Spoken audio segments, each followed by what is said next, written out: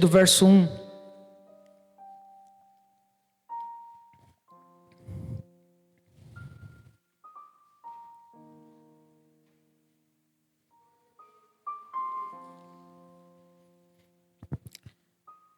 Diz assim a Escritura: disse o Senhor a Moisés e a Arão na terra do Egito: este vos será o principal dos meses, será o primeiro mês do ano.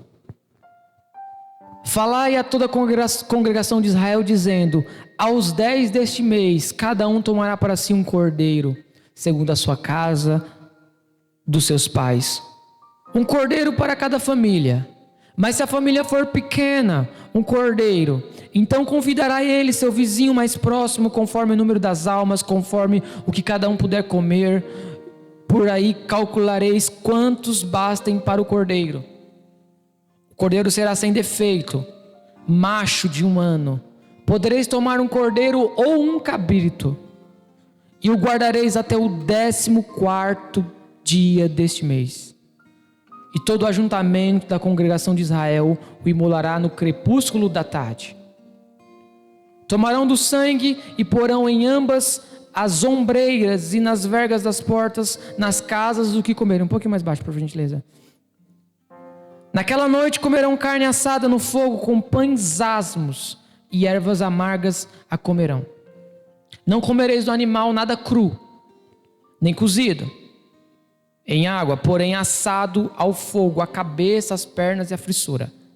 Nada deixareis dele até pela manhã, o que porém ficar até pela manhã, queimá-lo-eis. Desta maneira comereis lombos cingidos de sandálias nos pés, cajado na mão, comê-los-eis à pressa, é a Páscoa do Senhor. Porque naquela noite passarei pela terra do Egito e ferirei na terra do Egito todos os primogênitos, desde os homens e os animais, executarei juízo sobre todos os deuses do Egito. Eu sou o Senhor. O sangue vos será por sinal nas casas em que estiverdes. Quando eu vir o sangue, eu passarei por vós, e não haverá dentre vós praga destruidora quando eu ferir a terra do Egito. Este vos será por memorial, e celebrareis com solenidade ao Senhor nas vossas gerações. O celebrareis por estatuto perpétuo. Amém, irmãos?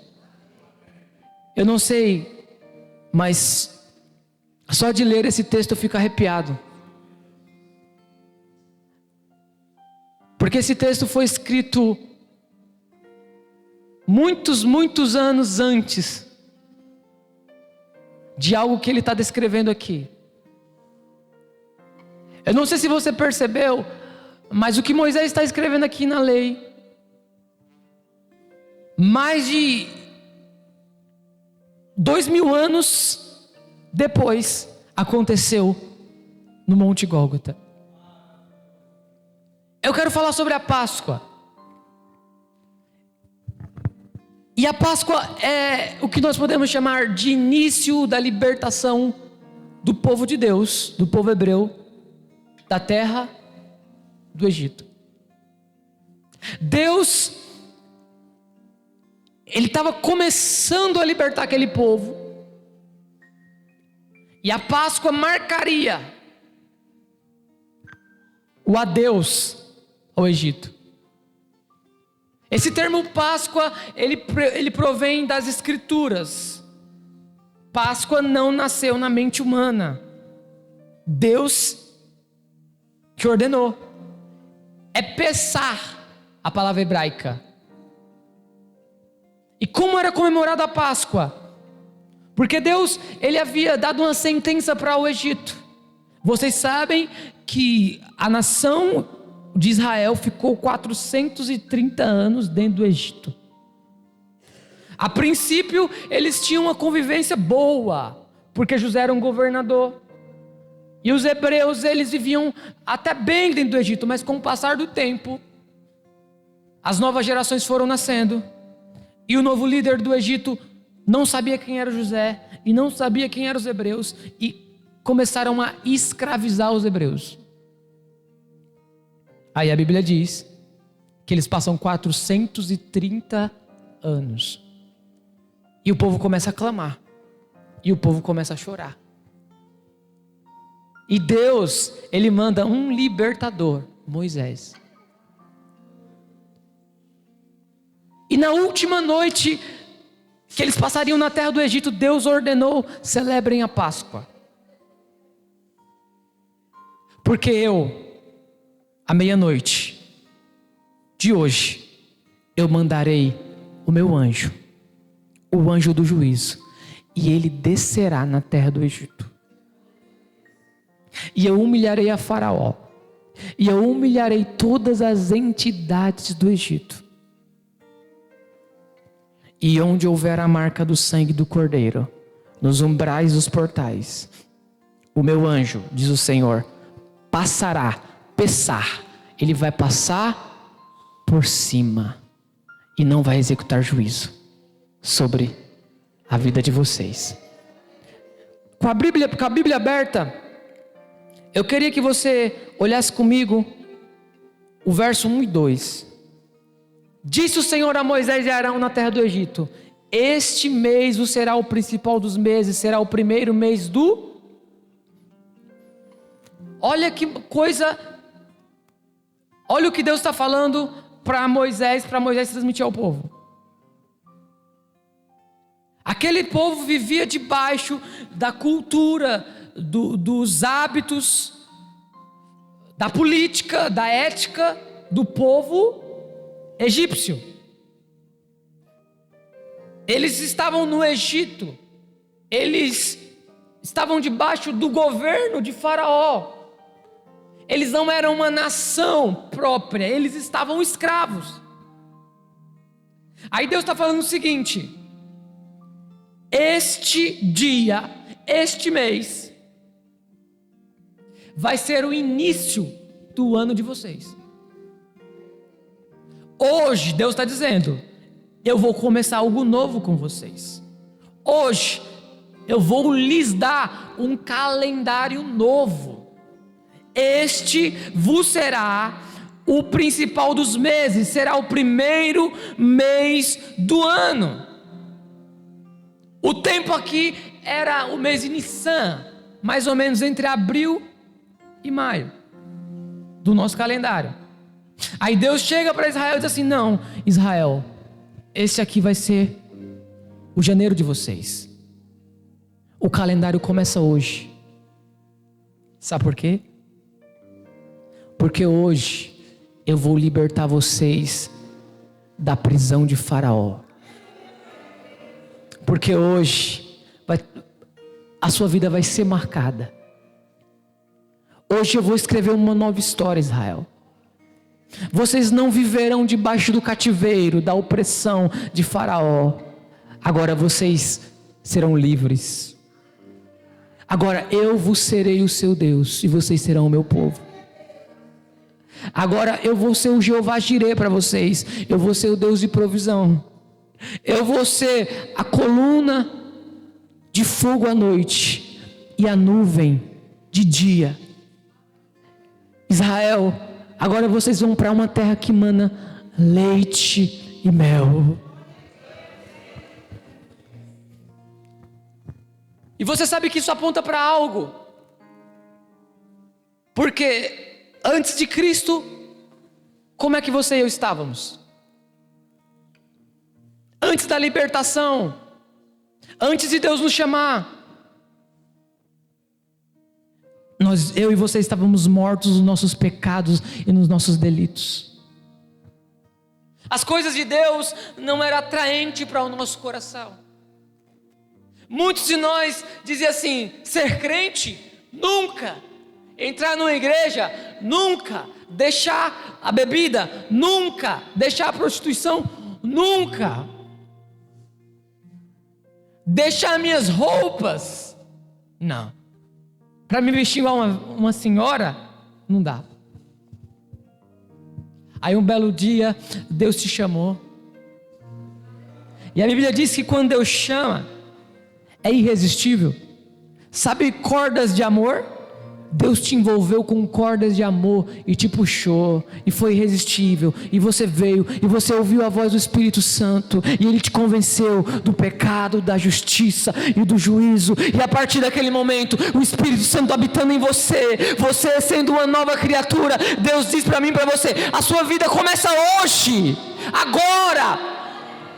Hoje será o principal dos meses, o primeiro mês do ano. A sua vida não começou no dia que você foi gerado da sua mãe. A sua vida começou no dia que você nasceu de novo, da água e do Espírito. A Páscoa é símbolo de uma nova vida. Aqueles hebreus, eles estavam prestes a experimentar algo novo, algo sobrenatural. Lá em 2 Coríntios 5,15, Paulo diz: se alguém está em Cristo, é nova criatura, as coisas antigas e tudo se fez novo. O pecado, a servidão do Egito, a opressão do maligno, tudo aquilo que nós carregávamos antes de Cristo, passou, ficou para trás. Você já passou tempo demais na mão do inimigo. Você já passou tempo demais sendo, desculpe da expressão, cavalo de Satanás. Agora é algo novo, algo sobrenatural, algo inédito, algo que transcende o nosso entendimento. Algo novo para a sua vida. Mas mais do que isso, preste atenção, o verso número 3 e 4.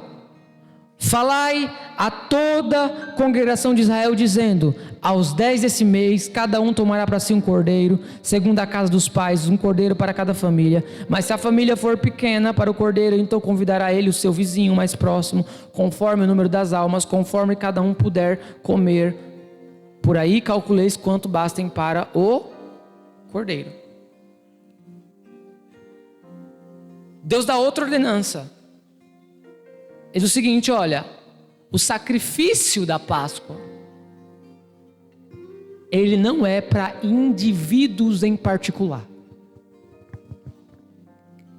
Ele é para a comunidade. Ele é para a família.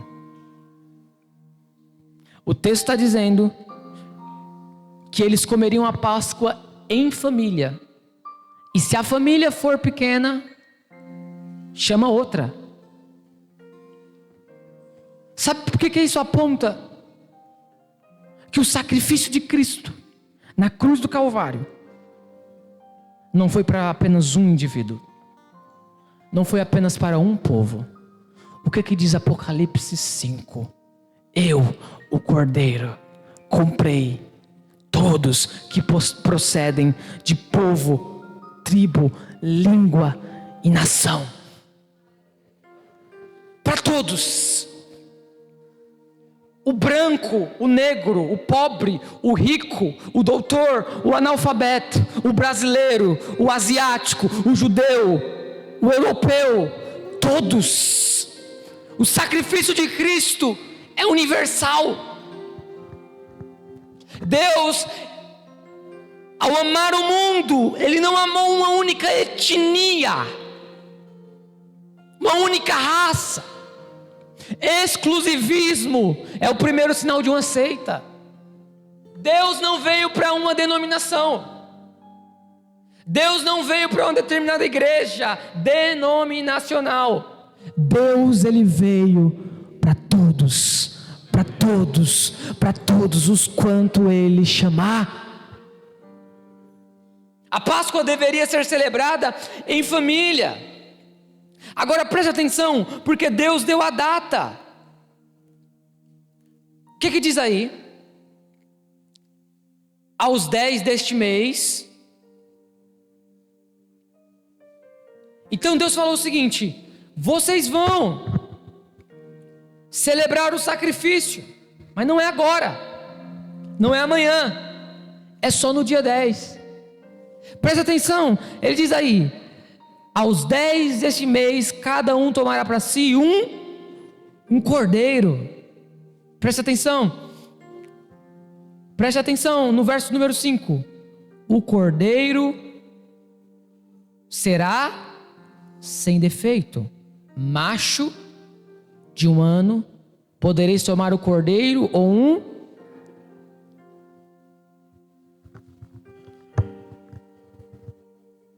Deus ele está dizendo que especificamente, vocês vão celebrar a Páscoa. Primeiro, não é hoje, é no dia 10. O que significa isso? Significa que Deus queria que eles separassem o cordeiro do rebanho. Agora, olha a ordenança de Deus. Precisa em primeiro lugar ser o quê? O cordeiro. Mas não é qualquer cordeiro. Precisava ser o melhor cordeiro. Então você que tinha lá o seu rebanho, você podia olhar para o seu rebanho, e se tivesse um cordeiro com a pata machucada, um cordeiro é um filhote de ovelha, não servia. Um cordeiro com alguma anomalia, não servia. Com alguma doença, eu não sei nem se cordeiro tem pulga, ou eu não sei como chama, mas se tivesse, não servia. Tinha que ser perfeito, tinha que ser o melhor. O camarada tinha que olhar para o cordeiro, e o cordeiro ele tinha que ser com a lã perfeita, com a carne perfeita, tudo perfeito. Aí olha o que a Bíblia diz: que ele não ia aceitar nenhum animal defeituoso. Deus. Aí vocês se lembram quando Jesus estava sendo batizado? Antes de Jesus batizar, quando Jesus chegou no Jordão, onde a região que João Batista batizava, João Batista levantou os olhos e disse assim: eis aí o Cordeiro de Deus, que tira o pecado deste mundo. Jesus é esse Cordeiro. Jesus é esse Cordeiro perfeito, sem defeito, sem ruga, sem mácula, imaculado. Jesus é aquele que tira, que arranca, Edson, o pecado do mundo. É o único que tem esse poder de perdoar pecados. Ele pode dizer para uma mulher: mulher, perdoados estão os seus pecados, vais e não peques mais. Ele tem essa autoridade, porque ele é o Cordeiro de Deus. Agora preste atenção, porque isso nos fala da impecabilidade de Jesus.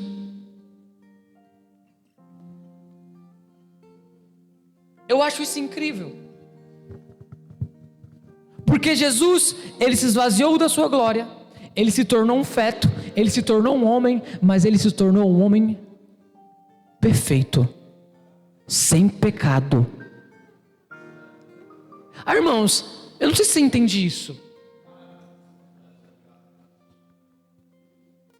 Quer dizer que Jesus ele não tinha pecado, pastor? Ele não tinha pecado. Se ele tiver pecado, irmãos, toda a teologia está errada, porque um pecador não pode salvar outro pecador.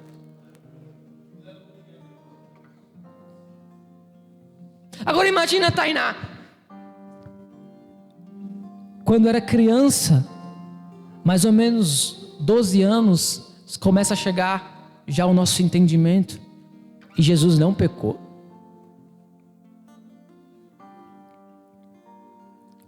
Aí teve a adolescência, e Jesus não pecou. Aí teve a juventude, e Jesus não pecou. Teve o seu ministério, e Jesus não pecou. Ele foi um homem perfeito, sem nenhum pecado, sem nenhum dolo. Ele poderia, irmãos, ter pecado por pensamento.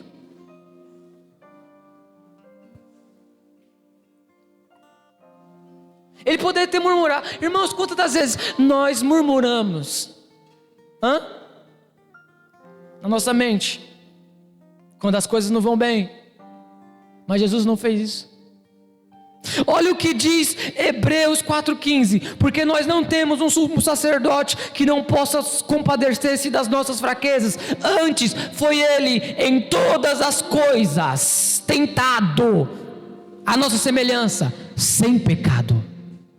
Olha o que diz 2 Coríntios 5,21: aquele que não conheceu o pecado se fez pecado por nós, para que nele fôssemos justiça de Deus. Agora o cordeiro deveria ser macho. Por que macho? Será que Deus é machista? Por que o cordeiro tinha que ser macho? Já se perguntaram por isso? Por que não podia ser uma cabrita?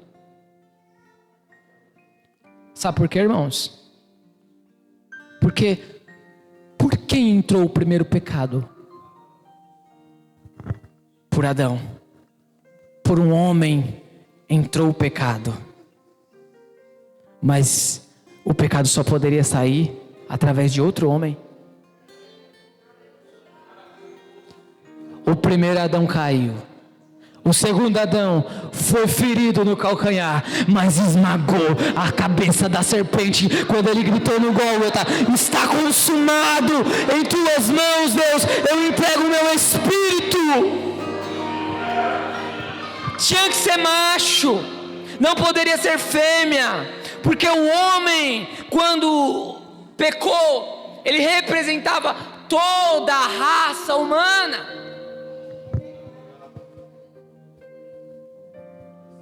Agora preste atenção, o cordeiro tinha que ser macho. Agora preste atenção, por favor, no verso de número 6. E guardareis até o 14º dia deste. Presta atenção. Ele está dizendo o seguinte: e todo o ajuntamento da congregação de Israel imolará no crepúsculo da... Deus estava dizendo o seguinte: olha, você precisa escolher o cordeiro, o melhor cordeiro, ele tem que ser macho, sem defeito, de 1 ano, coisa top. E você vai guardar ele até o 14º dia. Por quê? Porque se você deixar o cordeiro no meio do rebanho, talvez ele se machuque. Talvez ele quebre uma pata, talvez ele sofra algum acidente. Então, você precisa separar ele. Você precisa tirar ele. Você precisa guardar ele. O sacrifício precisa ser perfeito. Então você tira o cordeiro no meio do rebanho e você guarda ele. Coloca em um lugar separado. E não foi isso que o Deus Pai fez com Deus Filho? Sabe por quê, irmãos? No dia que Jesus foi crucificado no Monte Gólgota, ele não podia ter nenhum pecado. Se ele tivesse um pecado, Satanás tinha vencido. E Jesus não poderia usar dos seus atributos divinos para escapar de qualquer perigo. Ele era homem. Ser tentado não é o problema é ceder na tentação. Todo tipo de tentação que você enfrenta, querido, Jesus enfrentou. Pastor, eu fico tentado e olhar as mulheres bonitas na rua. Jesus enfrentou isso aí também. Pastor, eu sou tentado em falar mal do meu irmão. Jesus foi tentado. Pastor, eu fico tentado porque eu não me contento não, pastor, eu quero mais de uma mulher. Irmãos, todas as paixões, tudo que almeja o nosso coração carnal, pecaminoso, Jesus, ele foi tentado, mas ele não cedeu a nenhuma tentação. Ele foi separado para não se contaminar até o dia do sacrifício. Ele não pecou, ele foi santo, perfeito. Presta atenção. Na crucificação, quem era crucificado normalmente morria por hemorragia. Por hemorragia não. Normalmente morria por asfixia. O que acontecia na crucificação? O sujeito era pendurado. E o seu corpo pesava para frente. E os seus órgãos comprimia o pulmão. Faltava ar e a pessoa morria. Agora preste atenção. Jesus não pecou em nada. Ele está sendo crucificado. Ele está das 9 horas da manhã, ele ficou até as 3 horas da tarde. Dá quantas horas de agonia? 6 horas. Só que Jesus não poderia ele não poderia morrer por asfixia. Por quê, pastor? Porque a lei dizia que o sacrifício tinha que ser por hemorragia, tinha que verter o sangue. Porque carne sufocada, Deus não rejeita. Jesus não poderia morrer por asfixia. Aí você imagina o seu Cristo tendo que fazer uma força descomunal para não deixar os seus órgãos comprimir o seu pulmão. Porque cada gota que ele derramava na cruz, Deus aceitava. Por amor a você, por amor a mim. E em nenhum momento, Júnior, passou um pensamento murmurento na cabeça de Jesus. Em nenhum momento ele cogitou. Disse assim, não, eu me rendo. Irmãos, 6 horas agonizando na cruz, fazendo força para não morrer sem ar, para verter o sangue, para você e para mim estar aqui hoje, celebrando a sua morte e a sua ressurreição. Aí você está pensando que é brincadeira.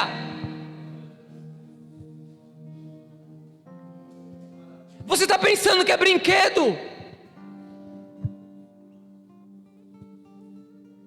Aí você chega para Deus e fala assim, Deus, eu tenho saudade do Egito.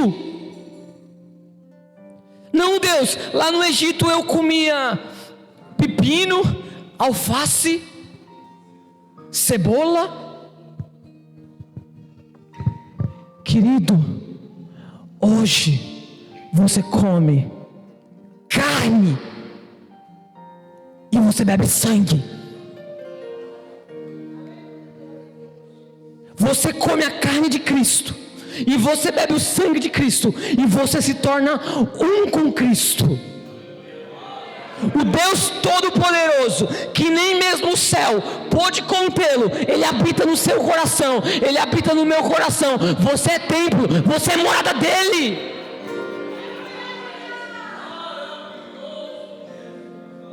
E Ele sofreu por você e por mim. Preste atenção. Porque, olha o que diz aí o verso 7, por favor. Tomarão do sangue e porão em ambas as ombreiras, na vega das portas, nas casas que o... Presta atenção. Presta atenção porque Deus, Ele é detalhista. Irmãos, se você achar que para Deus é de qualquer jeito, você está enganado. Tem aquele povo que sobe no altar e diz assim, é para Deus, eu nem ensaiei. Irmão, você está perdido. Ah, é para Deus, Deus entende. Deus é detalhista. Deus, Ele começa a pedir, olha, eu quero cordeiro, de 1 ano, macho, sem defeito. Você vai tirar do rebanho. Você não vai sacrificar hoje não. Você vai se sacrificar no dia 14 desse mês. Tira, separa, vai lá. E presta atenção. Você vai pegar esse cordeiro e você vai fazer um corte nele. Esse cordeiro, ele precisa morrer por hemorragia. E você vai pegar uma bacia enquanto você tiver. E todo o sangue você precisa colocar nessa bacia. E depois Depois você vai pegar uma espécie de uma esponja. Você vai passar nos umbrais, nos portais, nos batentes da porta. Tem que verter o sangue. Tem que escorrer o sangue. Agora preste atenção. Levíticos 17:11 diz assim, ó. Presta atenção no que diz. Porque a vida da carne está no sangue. Porque a vida da carne está no sangue. Presta atenção, querido, no que eu vou te dizer, para você entender toda a escritura. A vida da carne está na onde? Quem está dizendo isso?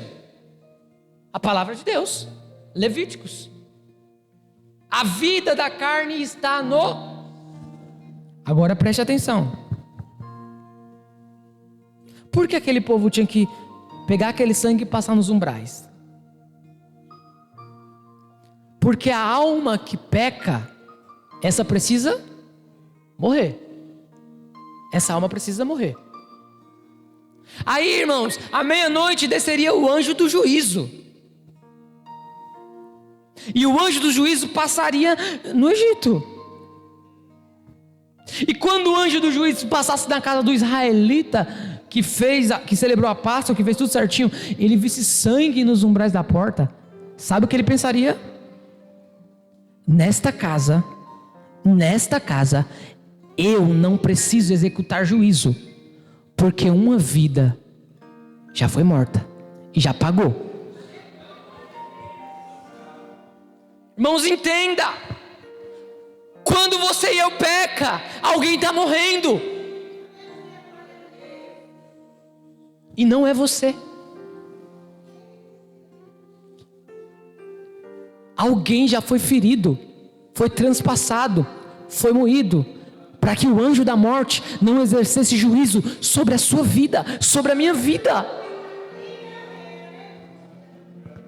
O anjo da morte ia passar no Egito, na onde os hebreus ficavam, ia ver a marca do sangue do cordeiro, e dizer assim: nesta casa não precisa exercer juízo, porque já foi pago, a dívida já foi paga, alguém já morreu, já houve um sacrifício, porque a vida está no sangue. Preste atenção, irmãos, sabe o que nos redime? O sangue do cordeiro. É o sangue dele que nos purifica de todo o nosso pecado. O anjo de juízo não veio do inferno. Veio da onde, pastor? Porque Deus é santo e não pode ver pecado. Só que quando o anjo do juízo, à meia-noite, ele desce na terra, irmãos, ele passa pela minha, ele passa pela tua casa, ele não pode exercer juízo. Sabe por quê? Porque nós temos o sangue do Cordeiro de Deus que tira o pecado do mundo. Tantos morrendo, tantos se ferindo, tantos se perdendo, e na sua casa vai tudo bem. Sabe por quê? Porque lá tem o sangue do Cordeiro. Porque lá o anjo do juízo não entra. Porque alguém já pagou o preço. Jesus, ele deu a sua vida em troca da sua. Jesus, ele se entregou como sacrifício vicário. Ele tomou o seu lugar, ele tomou o meu lugar. Ele diz assim: Deus, eles não podem beber o cálice, eu bebo, eu suporto. Isso é Páscoa. Agora preste atenção. Com efeito, quase todas, Hebreus 9:22 diz: com efeito, quase todas as coisas segundo a lei se purifica com o sangue, e sem derramamento de sangue não há remissão. Hebreus 9:22.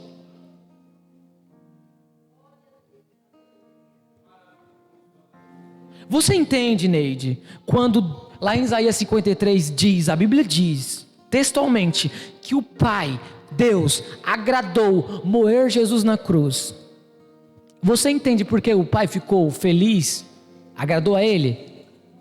Porque se Jesus não tivesse derramado o seu sangue, não haveria remissão de pecados.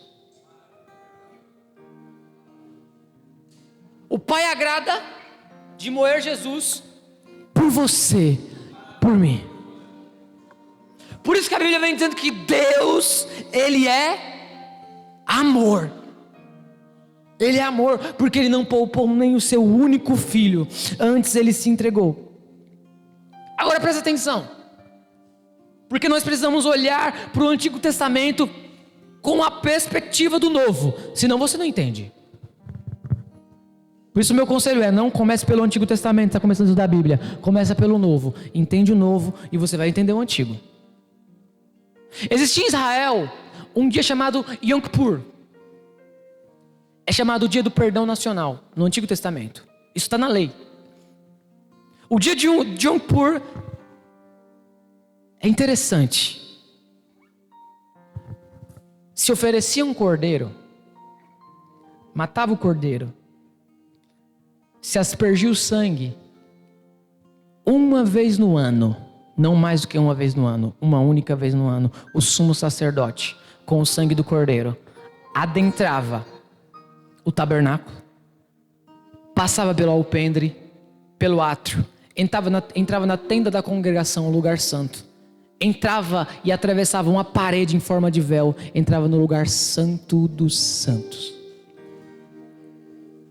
E esse sacerdote, ele pegava o sangue do cordeiro que foi sacrificado, e dentro do santo dos santos só havia um objeto. Qual? A arca da aliança, uma caixa de madeira de acácia, coberta de ouro, com um propiciatório, a tampa, ouro maciço, 2 querubins cobrindo o seu rosto com as suas asas. O sumo sacerdote pegava o sangue do cordeiro que foi sacrificado e ele colocava em cima da arca, no propiciatório. Sabe o que acontecia depois? A glória de Deus descia no tabernáculo. E quando a gente pensa isso, a gente fala, eita, terra. Mas a glória de Deus descia, aquilo era a ira de Deus. A ira de Deus descia. E quando Deus descia em forma de Shekinah sobre o tabernáculo, Ele lambia o sangue em cima da arca da aliança, e aquele sangue aplacava a ira divina. Você está pensando que ver a glória de Deus é festa? Ô irmãos, a glória de Deus não é coisa... A glória de Deus, irmãos, ela queima pecado. Quando a glória de Deus descia e lambia o sangue, irmãos, Deus, ele se saciava. Alguém pagou pelos pecados. Uma alma, uma vida pagou pelos pecados. Preste atenção. Quando Jesus naquela cruz, ele verte o seu sangue, ele apazigua a ira de Deus. Quando Jesus está sendo crucificado na cruz, ele está apaziguando a ira de Deus que deveria cair sobre a sua cabeça, sobre a minha cabeça. A ira de Deus não vai cair sobre nós, irmãos. Preste atenção, independente de qual seja a sua crença. Quando o juízo de Deus cair nessa terra, a igreja não vai estar aqui. Eu vou repetir para você, irmão, porque às vezes você fica com medo de arrebatamento. Ah, pastor, eu tenho medo. Não, irmão, você não precisa ter medo, não. Deixa eu te falar uma coisa, a ira de Deus só vai ser derramada nos filhos da desobediência. Quando quando Deus despejar a sua ira sobre o mundo, a igreja está com Cristo nos ares, transformada, glorificada, triunfante.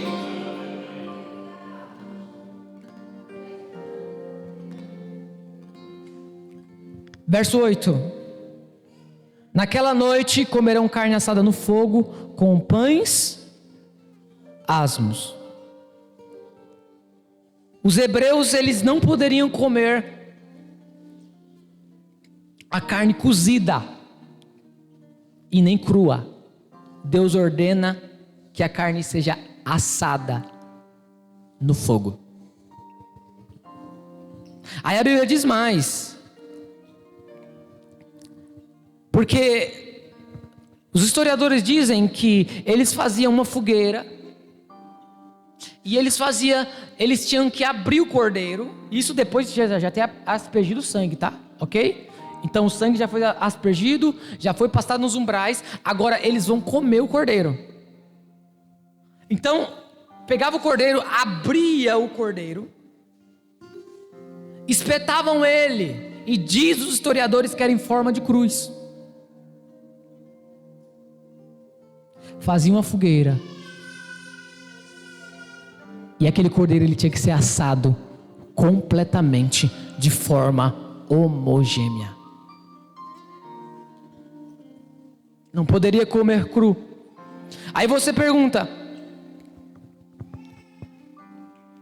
o que significa isso? Significa que Cristo, ele foi assado naquele espeto chamado cruz. Agora a Bíblia diz mais, que eles deveriam comer o cordeiro com pães. O que é pães asmos? Pão sem fermento, perfeito. Por quê? Por que pão sem fermento? Porque fermento na Bíblia sempre simboliza contaminação. Fermento, você coloca numa massa e de repente a massa todinha está contaminada com aquele fermento, e o fermento faz a massa crescer. Sabe o que que isso fala para nós?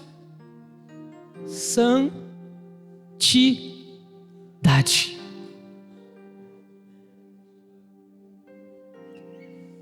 Nós precisamos estar santos. Nós precisamos estar purificados. Nós não podemos nos contaminar com o Egito mais. Tudo que o Egito simboliza, toda a cultura, todas as ideologias, toda a forma de pensar, toda a idolatria, toda a maneira de viver, nós temos que deixar de lado. Nós precisamos estar santos, santos, santos. Agora diz mais, para comer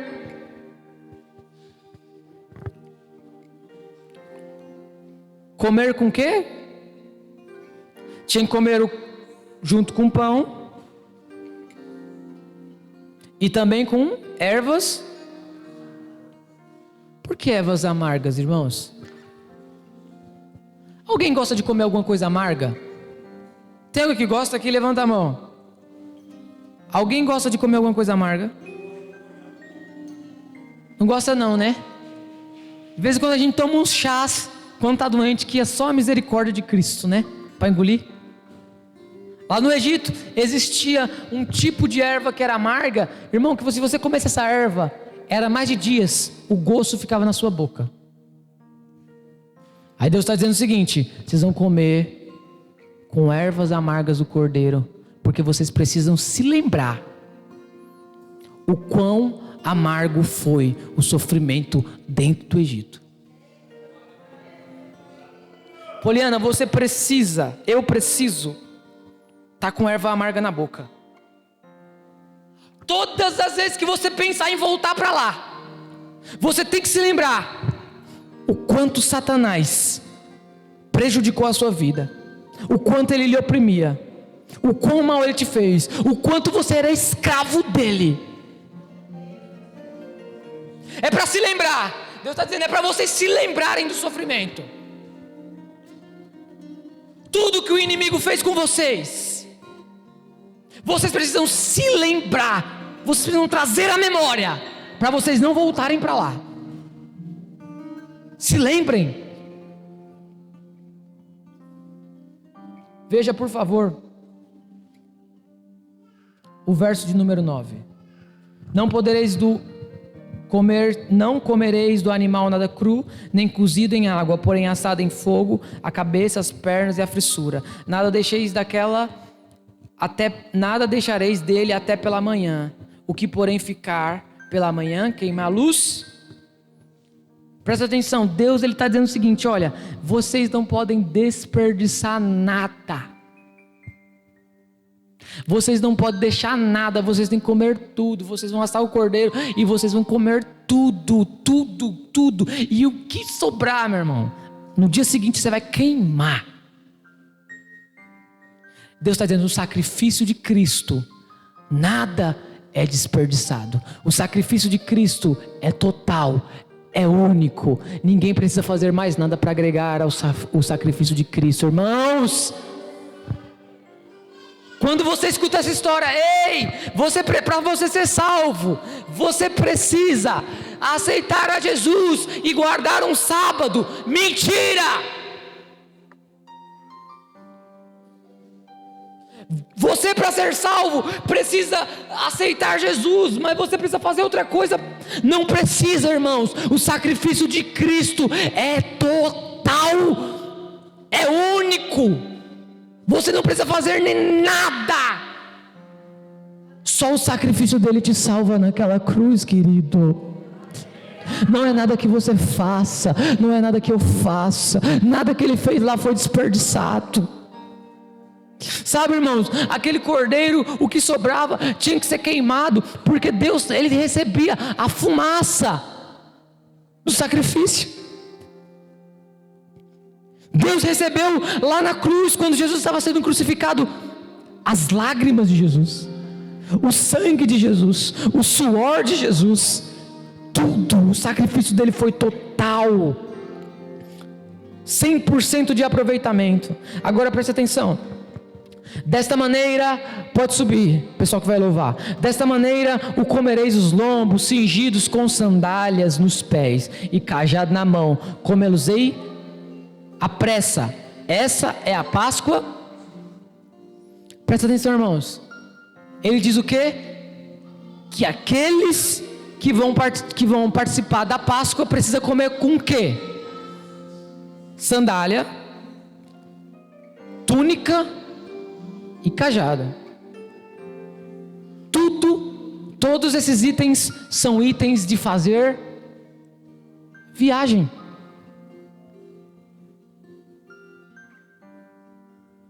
Porque nós estamos falando de uma região desértica, o cara precisava andar de cajado. O cajado era para proteger, para matar uma cobra, para guiar, tempestade de areia, túnica para cobrir, sandália. Agora presta atenção, a ordenança de Deus, irmãos, vocês vão fazer tudo isso, e quando vocês forem comer o cordeiro, irmão, quem é lento, nem ia dar certo.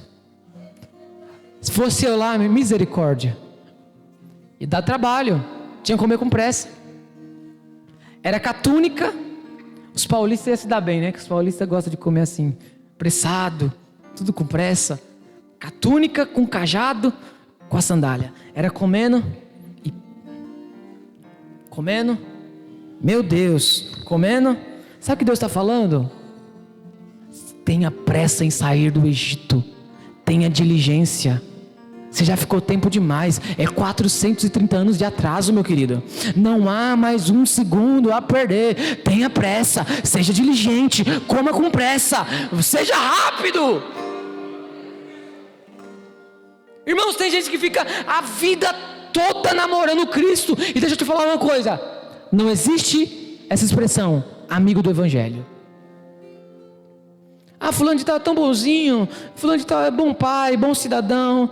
Irmãos, se ele não nasceu de novo, é ímpio. Ah, ele vai no culto. Se ele não nasceu de novo, é ímpio. Irmãos, você pode entrar no céu sem falar em línguas, você pode entrar no céu sem profetizar, você pode entrar no céu sem dons de curar, mas você não pode entrar no céu sem nascer de novo. Está escrito, João 3. Está entendendo? E tem gente que fica... Amanhã, depois, Deus está dizendo o seguinte: é hoje, é agora. À meia-noite o anjo vai passar. Vocês têm que estar de sandália nos pés, cajado na mão e vestido com a túnica. Hoje passarei pelo Egito e executarei o meu juízo. Amanhã é muito tarde. Quem deixar para amanhã vai estar lamentando. Não é prudente, não é sábio, não é inteligente, porque você e eu não administramos o futuro. Só Deus sabe. Chega de servidão. Chega. O pecado já te dominou o tempo demais. Você já serviu demais a Satanás. Coma essa Páscoa com pressa. Irmãos, Deus está ansioso. Ele está ansioso para tirar você do Egito. Você acredita nisso? Deus está dizendo: tenha pressa, tenha diligência.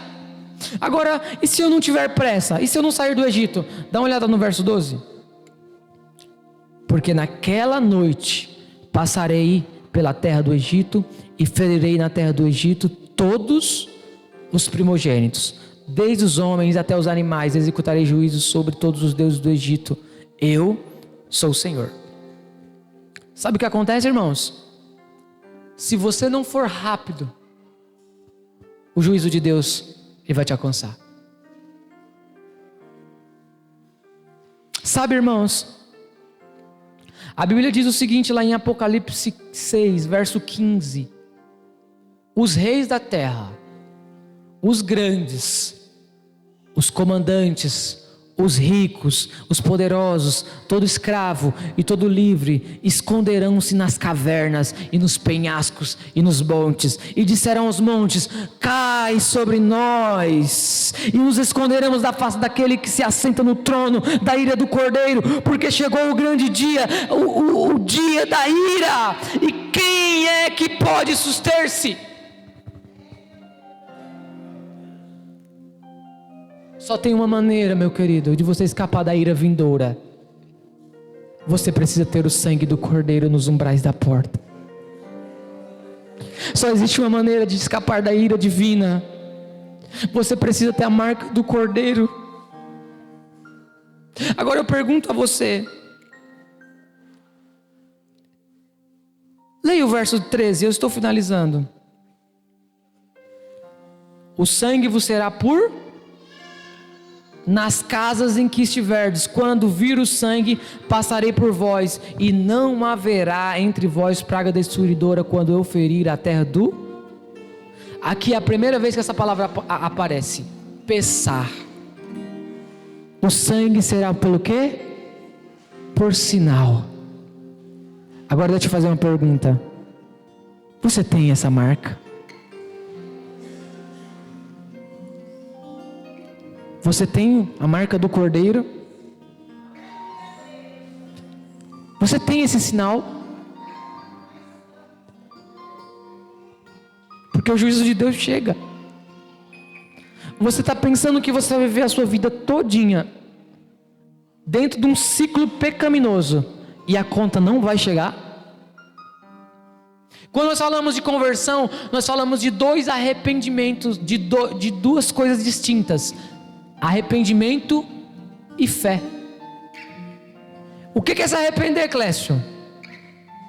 É você deixar e não praticar mais. E fé você tem ao ouvir a palavra. Veja, por favor, o verso número 14. Esse dia vos será por memorial, celebrareis com solenidade ao Senhor nas vossas gerações, e celebrarei por estatuto. Presta atenção, irmãos. Deus, ele desbancou os deuses pagãos do Egito. Deus humilhou. Deus, ele chegou no Egito, irmãos, como quem chega em alguém com uma voadora de 2 pés. Já viu uma coisa dessa? Só em filme, né? Foi assim que Deus chegou dentro do Egito.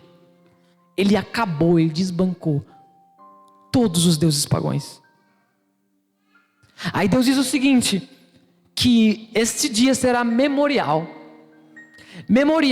e o celebrareis com solenidade ao Senhor, e será o quê? Um estatuto perpétuo. Aí hoje, fiquem de pé, hoje nós celebramos a ceia do Senhor. Tudo isso aponta para o sacrifício divino, tudo isso aponta para Ele. E sabe, irmãos, você sabia que a ceia do Senhor é um estatuto perpétuo? Você celebra a ceia hoje, você celebra a ceia amanhã, você celebra a ceia até Jesus voltar, e você vai celebrar a ceia lá no céu, o grande banquete com Ele, e você o verá como Ele é. Eu faço um apelo para vocês. Hoje é o dia. Hoje é o dia do arrependimento. Nós não vamos nos demorar, irmãos. Irmãos, eu tenho certeza que se o time de vocês do coração estivesse jogando, vocês tinham empolgação. Irmãos, se o Corinthians estiver jogando, você tinha empolgação, não tinha não? E para o Senhor,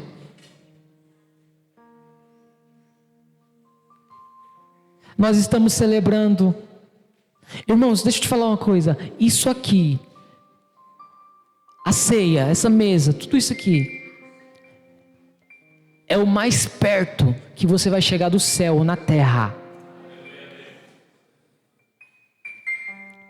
É você comendo a carne de Cristo, simbolicamente, e bebendo o seu sangue. É hora de nós pararmos para refletirmos nisso aqui.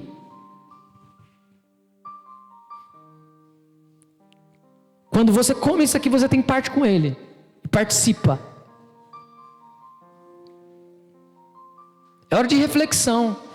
Os obreiros já entenderam aqui, já abaixaram a cabeça, já fecharam o olho. É hora de fechar os olhos. É hora de meditar. É hora de você pensar. Vamos? Pense no sacrifício de Cristo, na sua morte,